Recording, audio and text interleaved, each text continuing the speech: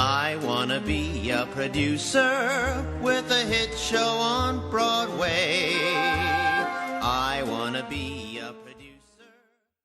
Hello everybody, Ken Davenport here. Welcome back to the Producer's Perspective podcast. Now before I introduce today's guest, I have to tell you a little story. So as you all know, I talk to lots of theater goers at my own shows, on the subways, when I see people holding playbills.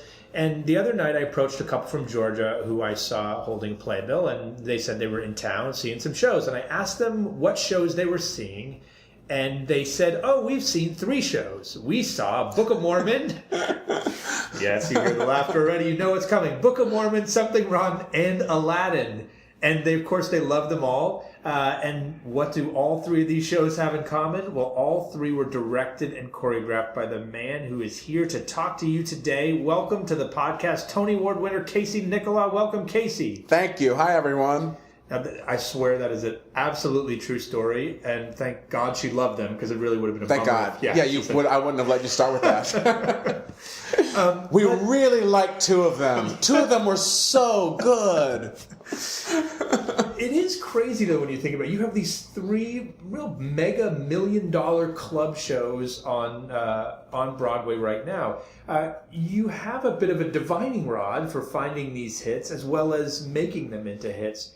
What do you think is the secret ingredient to that? Oh, I have no idea, actually. I mean, South Park's a big ingredient to Book of Mormon, and Aladdin is a big ingredient to Aladdin. You know, Something Rotten is just a show that totally appealed to me when Kevin McCullum brought it to me, and it's just been a labor of love. We absolutely love the show. But as I always bring you up as an example of directors and choreographers and who you should look for, because even when you go back further, Drowsy Chaperone, which was your debut as a director, right? Yep. Spamalot was a hit. In fact, if you look at your Playbill Vault list, I have 7 shows you've done in a commercial Broadway arena, and it looks to me like 5 have been commercial successes. Your recoupment rate is outstanding. It's pretty awesome. So, tell me, I do believe you have an innate sense, whether you know it or not, of what the modern or the audience that goes to Broadway shows want to see. What do you look for specifically, or what attracts you to shows? Well, I mean, something that's buoyant and that is, actually something that I'm going to want to see is sort of what I look at it. You know, I look at a show and I go I would love to see something like this. Or, it's a combination of that, but it's also a combination of the storytelling of it. You know, if it feels like it's a good story or it's a good script, and it's something that, that interests me or that has a buoyant build to it, which all 3 of those shows do have in common. The storytelling is fantastic in those shows. So you mentioned the shows that you would want to see. Tell me a little bit about how you got into the theater in the first place, where it all began. Oh, it all began in San Diego, really. My parents were not from a theatrical background, and they just saw that I was interested in that. And I think that's when I sort of found myself, as a young kid. 13 years old, I was suddenly a dancing Indian in Annie Get Your Gun in San Diego in junior theater there, and, made new friends, because high school was not for me, and junior high school was not for me. I just felt like such a misfit, bad at sports, made fun of, all that kind of thing. And then I found my theater family, and that was great, finding a place to sort of fit in that way. And then you made the move to New York City to become a performer here? Yeah, but it sort of started earlier, in San Diego, because, I did a show at the Old Globe when I was 15 with Greg Barnes, who was in it as well, and Brian Stokes Mitchell was in it, and Kathleen and Ginny was in it, and, I learned so much from being in that situation, and I just knew that I wanted to move to New York. I stayed at UCLA for a year and a quarter, and I was I'm out of here, basically, because I just knew I wanted to be here. So you get here, and what happened next? I got here, I waited tables for a really long time. I came as a performer, I had $50, nowhere to live, slept on people's couches, which, you kind of could do then. Waited tables absolutely everywhere, watched all my friends get their equity cards, lost my hair, and once I lost my hair, then I started working, and I got, absolutely, I couldn't get jobs at all, and then, but it's those informative times. I sort of developed my sense of humor when I lost my hair, because it was a very self-deprecating sort of sense of humor. But, I wanted to be the first to talk about my hair loss before people started commenting on it. And everyone's looking at my forehead when they're talking to me like, hey, I haven't seen you in a long time. Great. Yeah, how are you? And their eyes just like focused up at the top of my head. But, then I started, getting in the ensemble of all these shows. And I was always, the waiter or the gangster or the stagehand or the, all those parts. But I loved it. First Broadway show? Crazy for You. Crazy for You. Yeah. What a great show that was. Awesome. It was everything you could ask for. Being someone who grew up loving MGM musicals and, getting when I was growing up, we didn't have VCRs, or we're just getting beta, so I was always going to the revival houses, like, checking the schedules, having to drive to the theater to get the schedule, and circle the ones I wanted my parents to drive me to so I could go see all the old musicals. How many shows did you do as a performer on Broadway? 8. Yeah. So when did you start to think that you wanted to be on the other side of the proscenium? Well, I was always, I just paid attention to all of it, and I've always wanted to do it. And, I actually was choreographed a lot non-equity before I started concentrating on performing. Like during the losing my hair period, I was choreographing non-equity. And then I just decided after a while I wanted to get back to it. And, I've told the story so many times now, but for those of you who have not heard it, I was in Seussical, and I just really wanted to do something more. And so I rented some studio space, and I said, I'm just going to be creative. And I went to New Dance Group every Wednesday and Saturday between shows. And I was like, I'm going to be creative. And I wasn't very creative to start with. I was like, I don't know what I'm doing. Why am I here? What do I want out of life? And then before you know it, I choreographed 3 numbers, had 25 dancer friends. Thank you, everybody, who did this with me. And I arranged 3 numbers, and I invited every director, writer, producer that I'd worked with in those 8 Broadway shows. And everyone came, and Kevin McCullum gave me a job choreographing Prince and the Pauper for the Ordway and the Fifth Avenue. And that's kind of what started it. And then I did Dance Break, which I don't know if they still even do it, but I did Dance Break, and then Des McAnuff hired me to do the Sinatra show at Radio City. So your choreography career starts going well. You do Spamalot, big fat hit, and then Kevin McCullum again says, "Hey, you want to direct Drowsy Chaperone and choreograph it?" Right? Did you have? Oh, that's the next step for me. I'm going to do. I just said sure. I just said sure.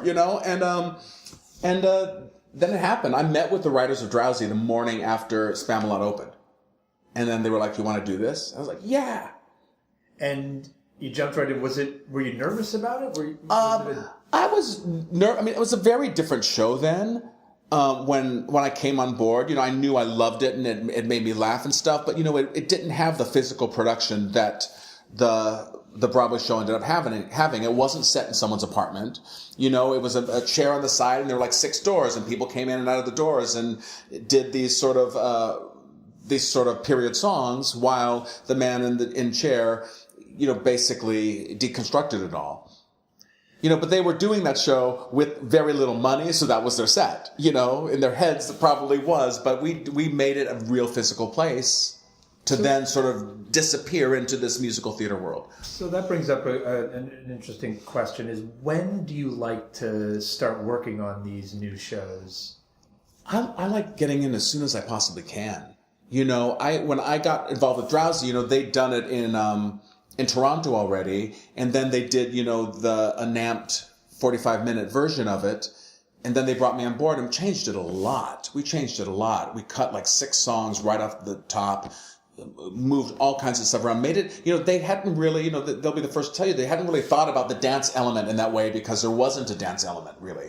We changed the opening number, we, gave it more of a 20s feel as opposed to it was a little bit more in the operetta world when we started. So, to talk about because I agree with you, I don't think writers think about dance at all sometimes. When I read musicals, they just don't visualize it. They stare at text all day. And, of course, some of the greatest Broadway directors we've ever had have been choreographers first, from Fosse, Bennett, Jerome Robbins. Why do you think choreographers make great Broadway directors? Well, one is, I think it's one vision, which is a great thing because, with two people, there's more of a chance of them not getting along or having a different vision.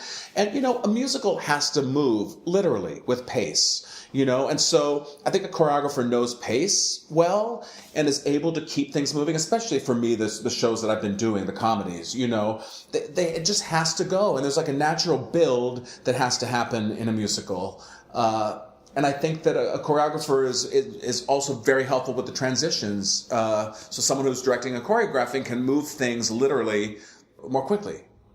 So Book of Mormon obviously exploded onto the scene several years now. Right. But the buzz was deafening about that show. And what I loved actually about the advertising campaign that Scott Rudin initiated back then was you didn't really see much of the show in any of the advertising. He was very smart. Smart, because it just made you want to get in there that much more. Yeah.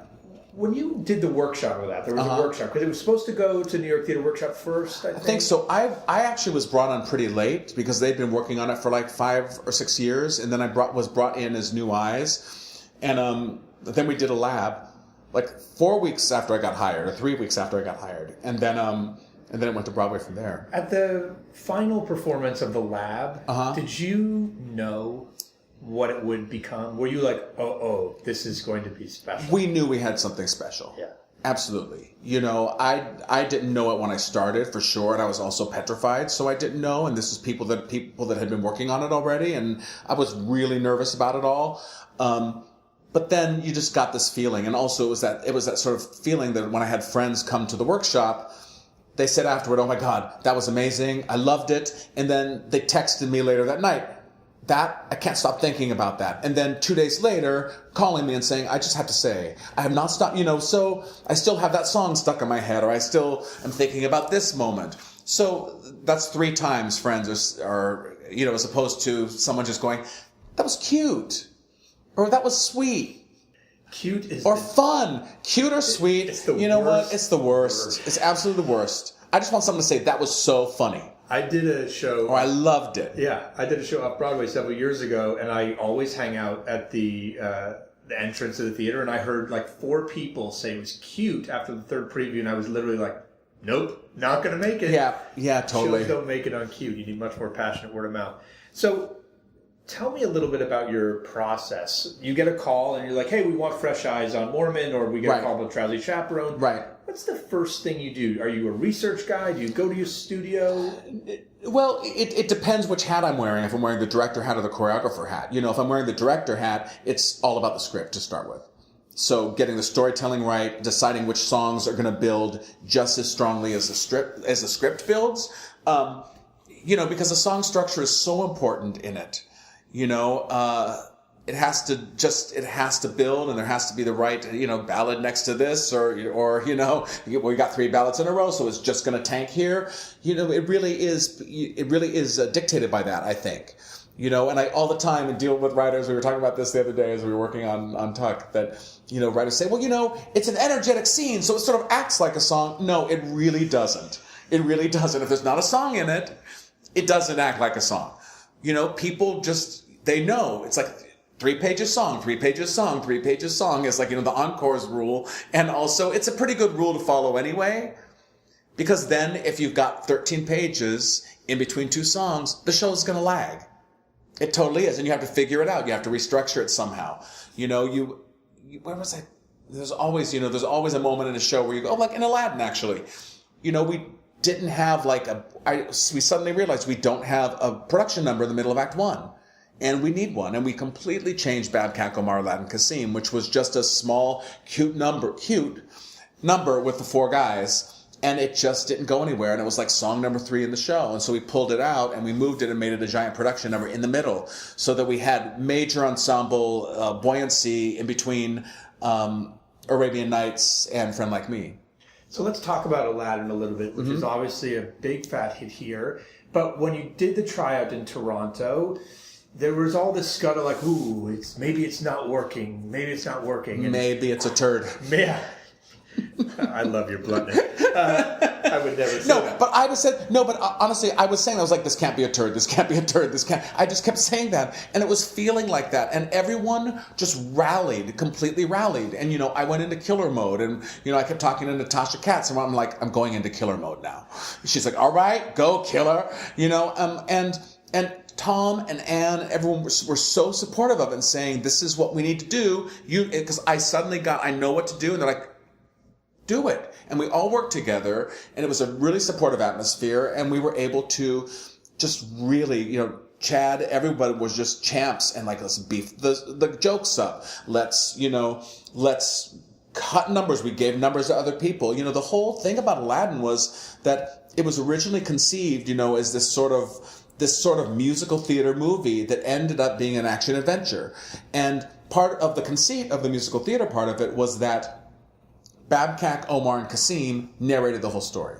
So we thought, perfect! And we used all the stuff that, Howard and Alan had done with those three guys narrating, and we realized that it was a mistake. And so we took Arabian Nights away from those three guys, and they were great about it, and gave it to the genie, because we didn't see the genie for 45 minutes into the show, which is kind of what happens in the film as well. And then we were stuck with, okay, if we're cutting all that, what do we do to change the set? Because every time we had to change the set, those three guys did that. So we ended up, maybe not ideal, but we ended up bringing, getting a brand new drop that was a palace hallway drop and doing half of every scene in front of it. So we had to do a lot of thinking and a lot of re-choreographing and a lot of rejigging, and it really ended up well. What percentage of it changed from Toronto to Broadway? I would say about 30. That's a lot. It is a lot, but I would say about 30. We worked really hard during that time. Everybody worked really hard.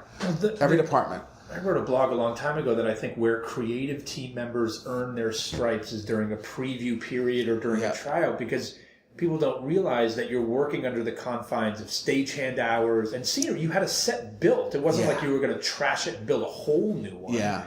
So you had to write this story or rewrite the story around pre-existing. Absolutely. Well, obviously you did incredible work. I love the killer mode idea. Because that's certainly what you need to do. How do you get feedback during that? Do you listen to audience members during previews? Was it just your own gut saying this is a turd? Usually it's my own gut. And audience response, of course. I watch half the show looking up and down the aisles, down the rows, but mostly it's my gut. Again, it's the thing I said earlier. It's like, it has to be a show I want to see. And I wasn't really enjoying myself at Aladdin when I was watching it. So I thought, well, something's wrong. If I'm not looking forward to the next number, then it's not right. And was it surprising to you, that first preview, where you're like, oh, we're in good shape, shape? Yeah, it was. It was. And also we were in Toronto, and and then you start going like, well, is it the audiences here? Would it be the audience in New York? Is it a Canadian versus a New York thing? You just don't know. You start questioning everything, but then you have to really listen to your gut. No, I'm not Canadian, and I wasn't enjoying it. You know what I mean?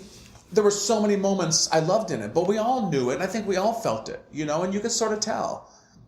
And you can sort of tell it in actors a little bit too, when you start getting a little disgruntled about things. You can go like, okay, maybe things aren't so good. You just have to watch everything for signs. You really do. So we talked a little bit about how you prepare as a director. How do you prepare as a choreographer? So you get, here's a big dance number I have to do. What's the first step in creating that number? Well, actually, it's even before that you get a song and you don't know what it's going to be. And then I'm like, hey, I think this should be a big dance number. So it sort of starts there. And then the next thing is always Glenn Kelly or David Chase. But for the most part, Glenn's the person I've worked with the most. And so I'll say to Glenn, I want a big dance number here. And he'll just go write something.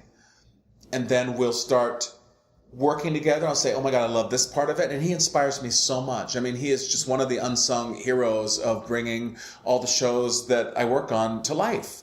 And many people, Susan Stroman and, Warren Carlyle, that they use Glenn, and he's absolutely fantastic. So then it goes with that. And then I basically sit on the floor and close my eyes and watch it as a movie like a million times while Glenn's playing it, and see what I want to see and see where it lags and see where I need more. And then Then after that, I'll get the associates, my associates, which, for those 3 shows we talked about, John McGinnis has been the associate choreographer. And then, Jen Warner and Steve Bebout, and Scott Taylor have been the associate directors. And, we'll go in a room with Glenn and for a week just try to start staging the numbers. And then we'll get, like 6 dancers or something and put all the numbers together with those people. Actually, never even thought about that. If you think about it in terms of like writing music first or lyric first, so your dance numbers are music first. Absolutely. And for me, I don't think everybody works that way. I don't know if everyone works that way, but that's it for me. And so much of the numbers that you've done have so much comedy in them, right? Especially the Mormon stuff, of course, and Chaperone. Where does that just come out of that movie in your head? Do you improvise with the dancers? What? It does. It does come out of my head in that way, and also it has to stay true to, to me, it has to stay true to the feeling of the show. Because, if you're doing a big comedy, if you're doing Book of Mormon, the numbers have to be funny too. You can't just stop and do a dance number for no reason, just to have energy, You can a little bit more in Aladdin. It doesn't have to be as funny unless it's the genie who's a funny character. But, Something Rotten and Mormon both have to have those hooks, and Drowsy did too. So you have 3 big fat hits here in New York. You have another show coming up. But in addition, some of these shows, of course, are all over the world now. Book of Mormon in London. Aladdin, I'm sure, is going to be super global. I think what a lot of people don't realize is that your job is not over after opening night. No, it's not. How much of your time do you spend maintaining these shows? Quite a bit. I return to the shows quite often, and also when there's understudies going on or there's a cast change or something, to just make sure that the show stays in as good shape as possible. And it gets difficult after 4 years, with the show, and it's great. It's great, but it's a lot, and I just want to be sure I'm still involved and keeping everything in as good shape as when it started. And tell me a little bit about Tuck, the next show that opens this year for you. It's a beautiful show. It really is. I love it. And Claudia Scheer and Nathan Tyson and Chris Miller are the authors and composer and lyricist, and it's a really beautiful, heartwarming story, basically about, it was written in, 70, I forget exactly which year, but in the 70s, about, to help younger kids / early adults, how to deal with life and death. And it was a story about, a family that lives forever. And if you had that choice, would you? And what the circle of life is. And it's a beautiful story. It's not a big fat musical comedy. It is not at all. It really isn't. But I was so drawn to the humanity of it. Great.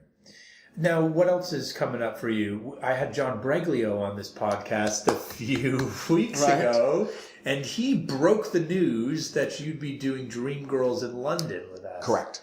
So how did that come about? I'm so excited. I'm just so excited. I don't know if I'm supposed to, but the news is already broken, I guess. And we've had auditions in London, so I guess people know what's happening. But no, Sonia Friedman, when I was at the Olivier's during Book of Mormon year, said, "I have the rights to this. Would you be interested in doing this?" I was like, "Are you kidding me?" It is seriously my favorite show. I moved to New York in 1982. I, stood for it, 6 or 7 times. I love it. Absolutely love it. And I'm so excited. And it's never been done in London, which is one of the cool things about it. So you've worked for some of the best and most powerful producers in the business, from Scott Rudin to Kevin McCullum to Disney, of course. Tell me a little bit about what you like a producer-director relationship to be like, without naming who's your favorite. No, I think that my favorite producers to work with, I think the best thing is we all meet, they trust me, and then the thing is that they have opinions, and then they leave me alone during the rehearsal process, and then they're able to be fresh eyes and have lots to say. They'll come after Act 1 run or after Act 2 run, and then when we're doing the runs in the studio. But then once we go into previews, that's where it's most helpful to have that person really, weigh in with us. Advice for people that want to do what you do, that want to direct, choreograph? Honestly, just make it happen. Really, figure out a way to do it and work really hard. It's a different thing for me because I didn't end up being an associate or anything first, but I think that part of my work ethic as a performer and my experience being a performer in Broadway shows was what people knew I was reliable and had a sense of humor and all that kind of thing before I started doing this. Any shows that you want to do before, like your dream list besides Dreamgirls? Except for Dreamgirls, everything I've done really has not been a revival. It's been something original. The big one on my list was Most Happy Fella, and I got to do it in Encores, year before last. The other one for me is Me and My Girl, which I've always wanted to do. What about writers that the South Park writers coming to Broadway, of course, was a very exciting thing for all of us. And anytime someone very successful from the other coast, if you will, or from somewhere else is exciting to us. Any writers that you think, God, they would have a great Broadway musical in them? I don't know offhand. I have to think about that. And I think I don't want that in here. Fine. Okay, last question, which is perfect for you because I ask every single person on my podcast this question. It's now been called my genie question. Okay. Which I want you to imagine that the genie from Aladdin that you helped create for the Broadway production. You ask everyone this? Every single person. I love it. Including Tim Rice. Okay. And you gave this genie another song. So he knocks on your door and says... Do I get 4 then? No. Just one. Okay. But the genie says, thank you for giving me that extra song and for helping to make Aladdin the big fat hit it is instead of the turd it could have been. And I'm going to grant you one wish. What is the one thing that drives you so crazy about Broadway? That keeps you up at night, that makes you so angry that you would ask this genie to wish away with the snap of a finger? Well, it's a tricky thing. I wish that there wasn't just one winner of a Tony Award. That's what I wish, because I understand it's about money and that has to happen, but I just wish that it wasn't so reliant on that a show could succeed or fail, and that there would be room for more in that way. Great answer. There was Michael Grandage just gave an interview recently where he said Broadway, unlike the West End, is too focused. It's all about Tony Awards. That's all we do. From the start of the season, everyone handicaps to who's going to win because that's all that we seem to care about instead of just doing great theater. Yeah, because honestly, too, I don't know this because I'm not in marketing or anything, but I don't know that the rest of the world outside of New York worries about that as much. We do because it's about getting the rest of the world in, but I don't know that they do. I think you're right. I actually think we're sometimes... Same thing with reviews, frankly. I think it's our own ego that we're trying to serve more than the audience. Yeah. But I think if someone comes and they're only going to see one show, they're going to they want to know which the best one, by definition of winning an award, is. Well, I want to thank you so much for spending the time with us. I know you're very busy. You got to maintain all these productions around the world. And thank you for your contribution to the theater. You have an unbelievable track record, and it's really something that we can all learn from. So thank you for sharing your wisdom with us. Thanks to all of you for listening. We've got another director next week. We have the original director of Les Mis, Mr. John Kerr, joining us. So tune in then. Don't forget to subscribe, and thanks so much. I'm gonna be